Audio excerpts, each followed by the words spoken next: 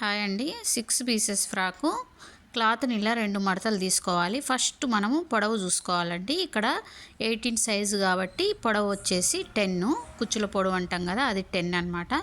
మామూలుగా నా వీడియోస్ చూసే వాళ్ళకి ఈ లెక్కలు తెలుసు, తెలియని వాళ్ళు కూడా ఎలా చేయాలో నేను లాస్ట్లో చెప్తా. అయితే స్టార్టింగ్ ఇక్కడ 2 ఇంచెస్కి ఈ పొడవు ఎక్కడి వరకు ఉందో అక్కడికి ఒక క్రాస్ లైన్ తీసుకున్నా. ఆ తర్వాత పైన వైపు 4 తీసుకున్నా, కింద వైపు 8 తీసుకుంటున్నా.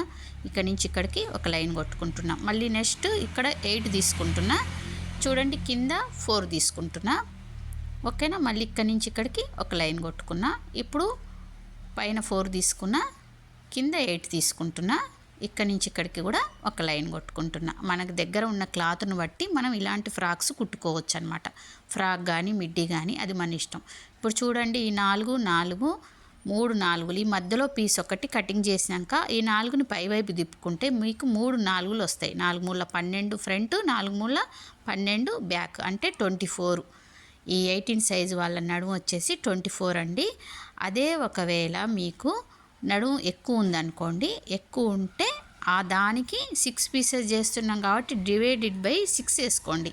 మీరు నడుము ఒకవేళ 26 ఉంటే డివైడెడ్ బై 6 వేసుకోండి. ఇక్కడ నేనేం చెప్తున్నా అంటే, ఒకవేళ మీరు 8 పీసెస్ చేయాలి అనుకుంటే అప్పుడు మీరు డివైడెడ్ బై 8 చేసుకొని ఎంత వస్తుందో అప్పుడు 8 ముక్కలు తీసుకోండి. అప్పుడు 8 పీసెస్ ఫ్రాక్ అయింది. కానీ ఫ్రాకు 6 పీసెసే బాగుంటుందండి.